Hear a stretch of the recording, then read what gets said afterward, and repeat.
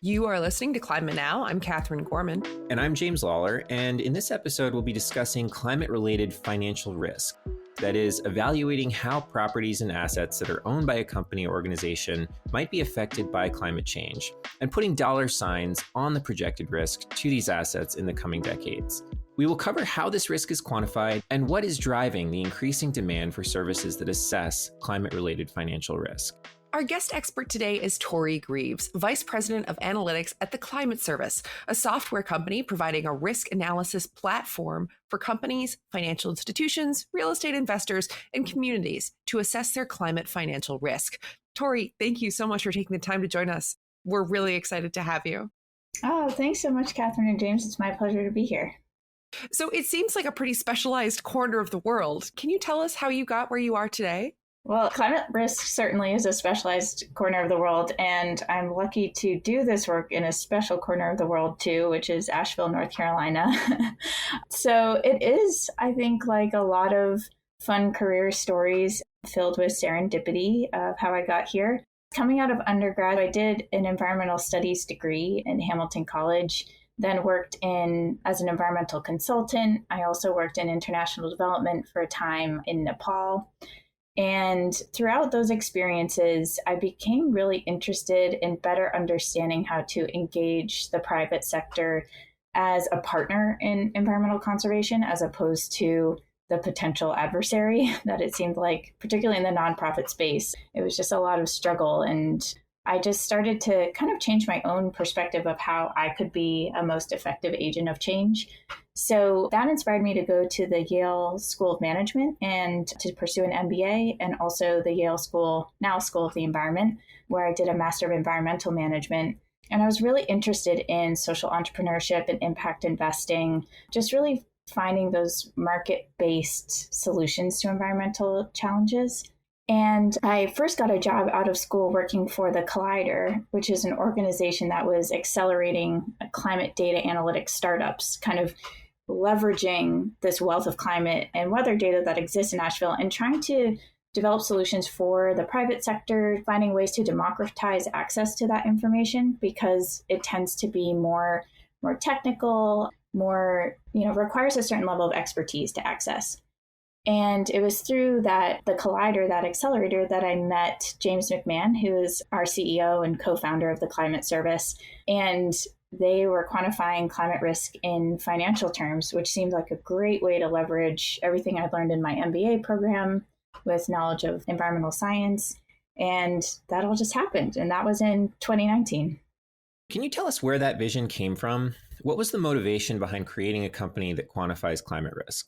Yeah, so in addition to James, Dr. Terry Thompson is our other co-founder, and both James and Terry were working kind of as consultants for NOAA in the climate data space at the time. And TCFD, the Task Force on Climate-Related Financial Disclosures, was formed in 2015. They came out with their first recommendations in 2017. That was around the time that James and Terry said, well, now there's this whole group that's really focusing on climate-related financial risk. And I think they just kind of were visionary in seeing that there was going to be a huge groundswell of demand for this kind of analytical information. So yeah, they set up the company, I believe it was 2018. And I started when we were about 4 or 5 people in 2019, and we've been off to the races ever since. Can you actually give us a brief explanation of the TCFD? It sounds like they play, a huge role in the climate risk space, but I just want to make sure that we're actually clear on what they do. TCFD, Task Force for Climate-Related Financial Disclosures, was established in 2015 by the Financial Stability Board. It's chaired by Michael Bloomberg, and there are 30 some odd, I think, institutional members ranging from big corporations to investment managers. And I think they primarily serve as an advisory role to make sure that those recommendations are, salient and decision relevant, things like that. The first set of recommendations was released in 2017, really with the goal of increasing transparency around climate-related risk to inform better decision-making around investing decisions, underwriting decisions, just to really highlight climate-related financial risk and also provide a means for companies and investors to sort of have at least semi-standardized way to be reporting on these risks and assessing them. Because climate-related risk is such a new topic that I think it was really helpful for them to establish a starting point, at least to say, here are some things you should consider if, that we're suggesting you consider when you're thinking about assessing climate-related risk and also disclosing it. So tell us about the Climate Service. How is it different from other companies that do this kind of risk assessment? Yeah, so the Climate Service, or TCS as we're known, is a climate risk analytics startup. And there are a number of others out there, not a ton, but it's still a pretty niche space. But what really sets us apart is, first and foremost, that we quantify risk in financial terms. So some other climate risk providers out there will sort of stop at the hazard exposure level. So they'll give you sort of a coastal flooding risk score, 0 to 100, or a drought risk score. And that for us is the first step of what we do, but we take it 2 additional steps, which is that we characterize vulnerability and ultimately quantify risk. And for us, that was really core to our foundation as a company, again, kind of intertwined with the TCFD, because we know that people, particularly in the private sector, decision makers, make decisions based on, financial cost-benefit analysis. Quantifying climate challenges into financial terms is one of the best ways that you can make that information actionable and decision relevant. So that's one of the main things that sets us apart from some of the others. Tory, what's the demand like right now when it comes to companies seeking to assess their climate risk in financial terms?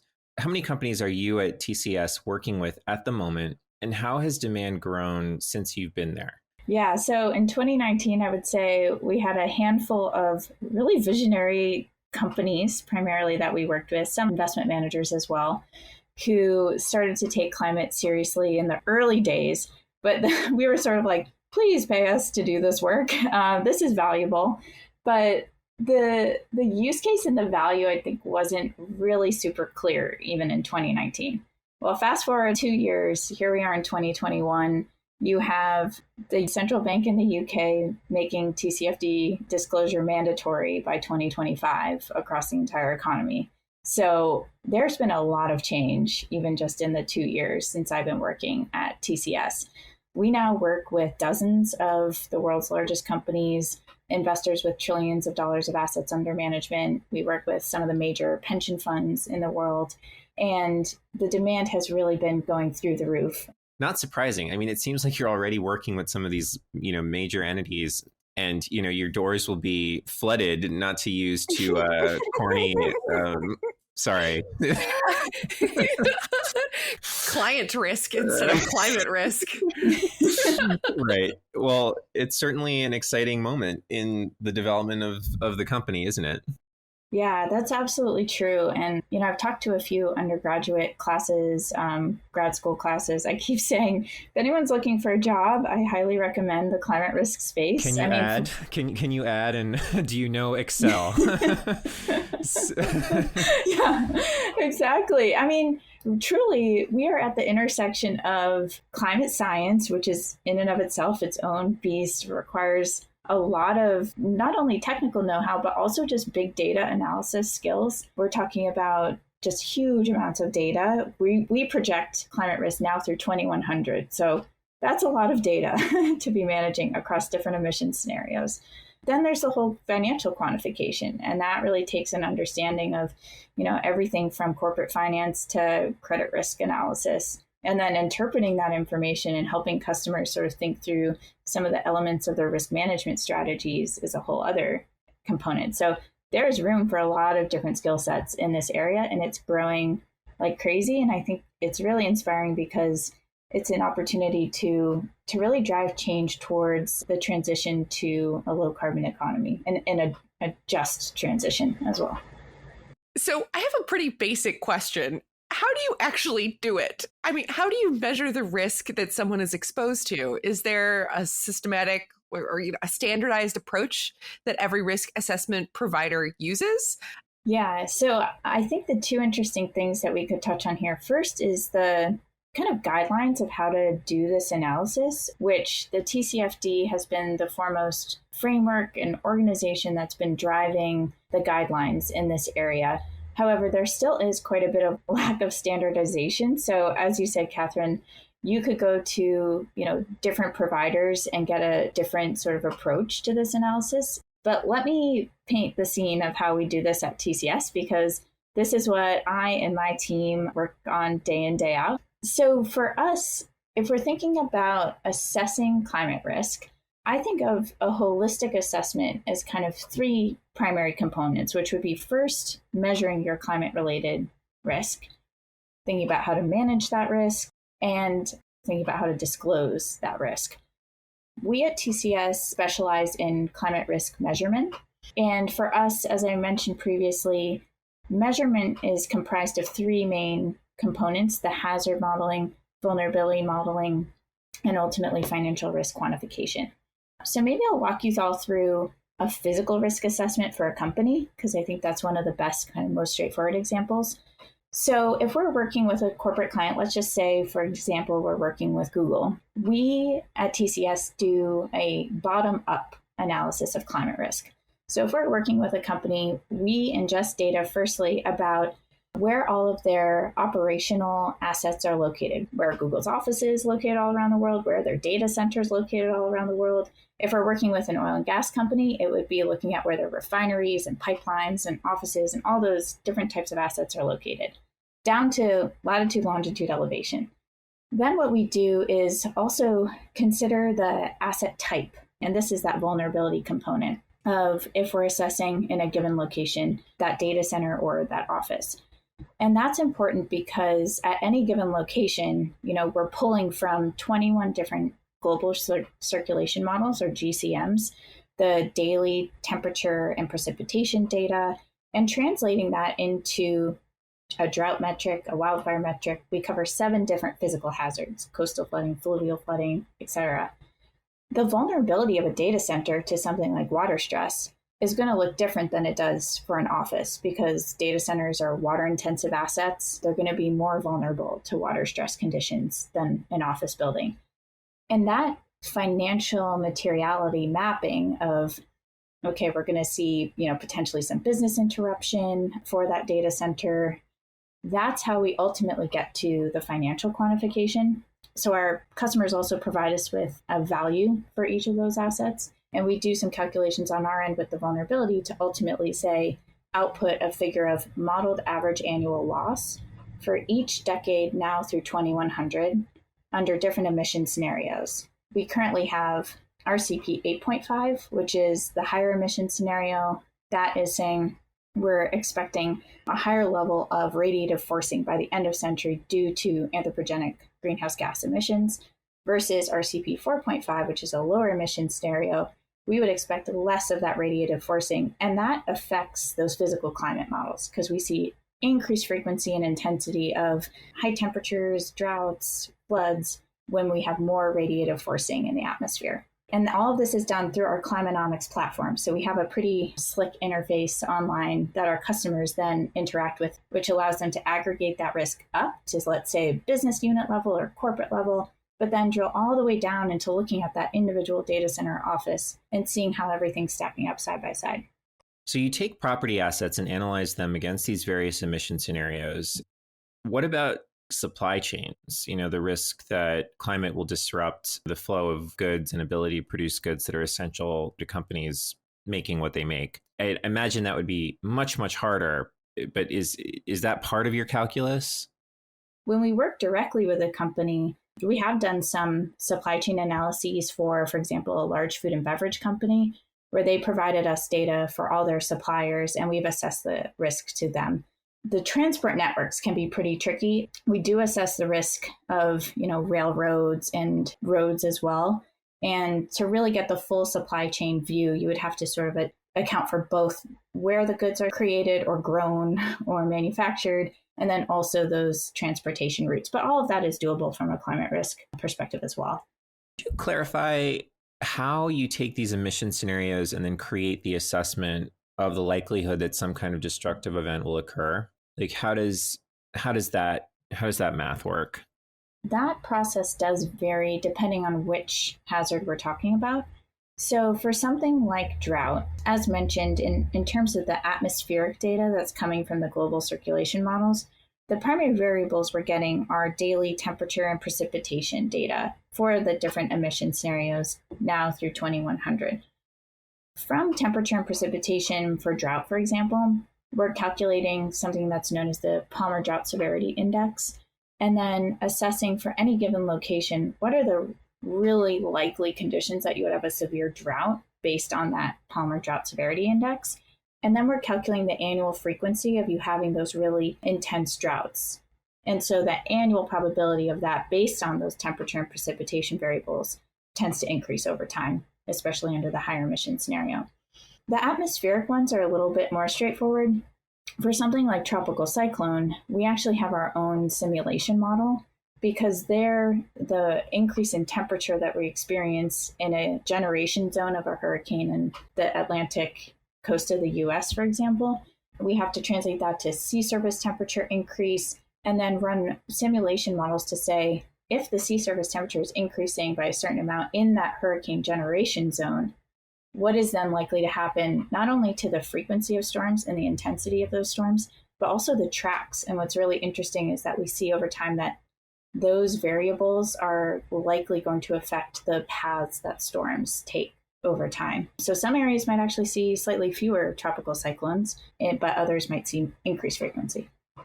Okay, so clearly in the emission scenarios that you're using, temperature is increasing with time, and presumably so are the risks associated with these climate-controlled hazards.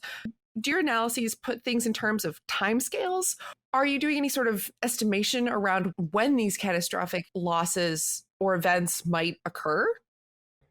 Yeah, so for us, there is a time series element. So we project out and model out to 2100 on sort of a decadal basis. So we have average annual losses for the 2020s, 2030s, 2040s, et cetera. And that's really important to allow our customers to understand when certain spikes in risk or certain magnitude of losses is expected.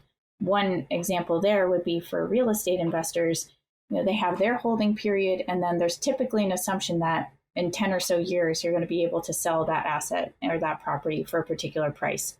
Well, if we happen to see that there's a huge spike in coastal flooding risk, which we tend to see around the 2040s in a lot of locations or 2050s under the higher emission scenario, now it's 2021. So we see, okay, your holding period might be okay, but your potential buyer's holding period is now looking dicey. And the price that your buyer might be willing to pay for your property might be in jeopardy or might be reduced because they'll be looking out, 10 years or 20 years at their levels of risk. So time is a really, really important decision relevant variable.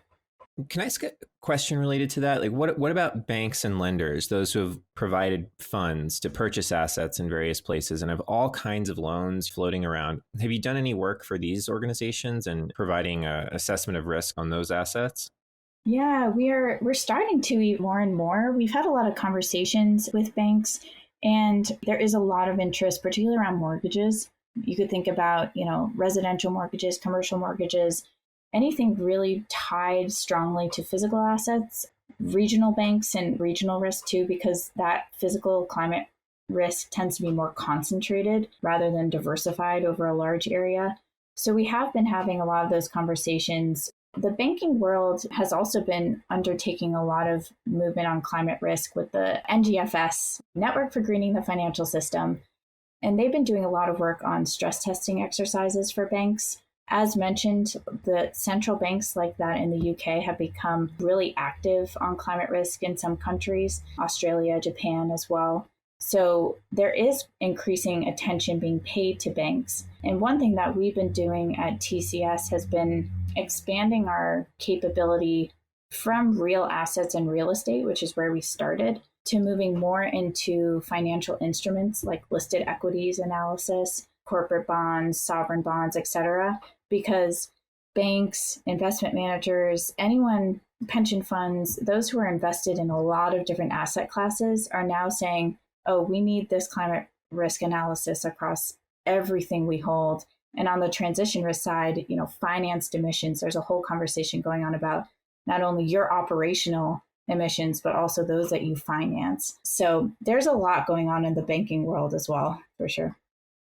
So, Tory, we've had a great conversation here so far about what it is you're doing and how you go about it. I'd love to shift the focus a little bit and talk about why this is important work. Can you discuss why there is a need for this kind of assessment? Is there nothing already established at the corporate level that is accounting for this risk? Yeah, and I think that is a really great anecdote that to get to the heart of why I think climate risk analysis is so critical and important, which is that so in climate risk, this is actually a point I probably should have made at the outset, which is that climate risk is really comprised of two main categories. There's physical risk from things like coastal flood, wildfire, et cetera, and then transition risk associated with the transition to a low carbon economy. Both of those risks are essentially unpriced in financial markets today and are unpriced in real estate markets. And this is a huge issue, not because I care tremendously about the return on investment that any big bank is getting, but that anyone who is managing funds on behalf of, let's say, retirement savings, or I think a lot about the pension funds that we work with. These are teachers. These are people who have worked their entire lives. And I get very concerned thinking about the kind of financial crisis that we could be headed for if we see, as I do every day, the magnitude of the risk that's increasing and the lack of pricing in that's happening. And that historically doesn't work well in financial markets. So I think it's really critical. I also think secondarily, one thing that I appreciate about physical risk analysis is that I think it's often easier to comprehend the costs that are associated with a transition to a low carbon economy, because we know that there are changes we have to make in terms of getting out of oil and gas, for example, investing more in renewable energy. If you're a business, this might mean changing your business model. There are costs associated with the transition to a low carbon economy. But there are also costs associated with not transitioning. And those come in the physical risk category. There's been 1 degree of warming today from pre-industrial levels already. We're seeing the effects of climate change in the increased frequency and intensity of events, as mentioned before. That has real financial impacts on people today. And those are only going to continue increasing if we continue warming the Earth's atmosphere at the rate we are, or even more so. There's a cost associated with not reducing our greenhouse gas emissions. And I think that it's really important for us to quantify that risk and be aware of it. That makes a lot of sense. And particularly, I'm thinking about this awareness. You mentioned earlier that an aspect of this risk assessment is disclosure, and I guess sharing the findings of an organization's individual assessment. Can you talk a little bit more about the idea of disclosure? Why is it important to disclose these risks, and who are the companies even disclosing to? Yeah, so I think disclosure is really important for the same reason that we expect and require publicly listed companies to disclose their financial statements, their 10Ks. We expect and require nonprofit organizations to issue their financials through 990s. It's so that there's accountability and transparency for all other actors in the economy who might be investing in those companies, who might be managing finances on behalf of someone else, investment managers, pension funds, et cetera, to really be fulfilling their fiduciary duty and understanding what the climate risk is of those companies that they may be invested in. I think it also encourages just accountability across the board. It's one thing to say that you're TCFD aligned, you're taking climate risks seriously. It's another thing for you to report what your climate-related financial risk is, and then also be accountable to a plan to address that risk. So I think that disclosure is important for those reasons, just to have those, primarily transparency and accountability. I believe that, we haven't seen that many required TCFD reports yet, that the sort of mandatory requirements are coming. So I think to whom will be specified a little more clearly. I've seen some that are just published, online as financial statements would be, or sustainability reports. Oftentimes there's a section in a sustainability report that will be publicly available that has the TCFD sort of section to it. To date, a lot of them have been qualitative and not super strict. So I think that that's something that we'll see increasingly. So if the regulatory pressure to disclose this kind of information is not there yet, what's driving your clients to do the work and seek out these analyses? So I think on the one hand, like those really early customers that we had at TCS back in 2019, I do think there's a growing number of companies and investment managers, asset owners who are seeing, things like the devastating California wildfires that we've had in recent years, or seeing the increased frequency of devastating hurricanes that we've experienced on the East Coast of the US, and are feeling the financial impacts of those events year after year, and or seeing their peers dealing with those, and awakening to the fact that these are climate related events that are financially material, and they're increasing in frequency and magnitude, generally speaking, across the board. So some companies, I think, are really taking a strategic approach where they're saying, we want to get ahead of this curve. We want to make proactive strategic and risk management decisions to address climate-related risk. And there can be a first mover advantage too, to get out ahead of the curve, adapt your supply chains, adapt your operations, get ahead of your peers, so to speak, and have a little bit more of a competitive advantage in that respect. On the other hand, we do see like the increasing regulations or requirements that are coming out. I've also heard a lot of corporate customers coming to us now saying, our investors are asking us about this and we need to have an answer. So investor pressure is also a key driver. Do you imagine that there'll be some kind of tipping point where you guys go from a couple of dozen customers that you have today to suddenly hundreds or thousands of people rushing and scrambling to analyze their climate risk because everyone's realizing, oh, we actually do need to figure this out? There's not like, let's wait. Yeah, absolutely. And that's why Terry and James, our co-founders from the outset, envision this as a software as a service platform. And we're a product company as opposed to a consulting firm for a reason. That's really to democratize this information, make it accessible, have a platform that digests a huge amount of information and makes it really decision relevant for our customers. So, we're ready for that groundswell. I think it's coming. Biden issued an executive order around climate risk just a couple months ago. So that's been really an exciting shift, especially here in the US, although our customers are global. So I think that spike will be coming, and we're really excited about that. I mean, the more people who are making climate risk informed decisions, I think will all set us up for a better future.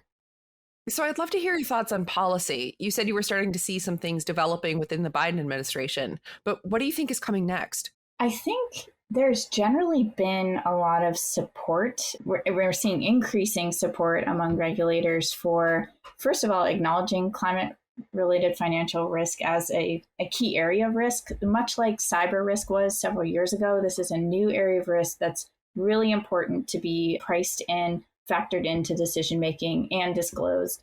So the G7 ministers' recent announcement, the Biden executive order, these are all really exciting developments in the regulatory space. And I think the mandatory nature of these disclosures, as mentioned, the UK has made it mandatory starting in 2025. So I think the next few years are going to be everyone scrambling to figure out how they're going to measure and disclose. And one other thing is, before you disclose, you have to have a management strategy in place, because as soon as you're disclosing certain figures of risk, you're going to get questions about how you're addressing it. So I think those conversations are happening probably now and will be increasing into the future. So is anyone lobbying against having climate disclosure requirements? I might be totally living in a vacuum, but I think we've overwhelmingly seen support. There have been a few, I think it was a few months ago, Republican senators writing to the Fed that, the Fed, hey, basically back down. You don't have jurisdiction over climate risk, yada, yada, yada. But there are always going to be, I think, when there's change, those who try to oppose it. But at least from my view, those have been lesser than those who are really pushing for these regulations. Well, hopefully that doesn't change, and we can continue to focus on building this high-level culture of corporate transparency when it comes to knowing our climate risk. Tory, thank you so much for your time. It's been a really fascinating conversation and really fun to talk to you. Thank you all so much for having me. This was really fun, and thank you again for the great questions. It was really interesting discussion. That is it for this episode of the podcast. You can check out our other interviews, watch our videos, and sign up for our newsletter at climatenow.com. And if you want to get in touch, email us at contact@climatenow or tweet at us at WeAreClimateNow. We hope you'll join us for our next conversation.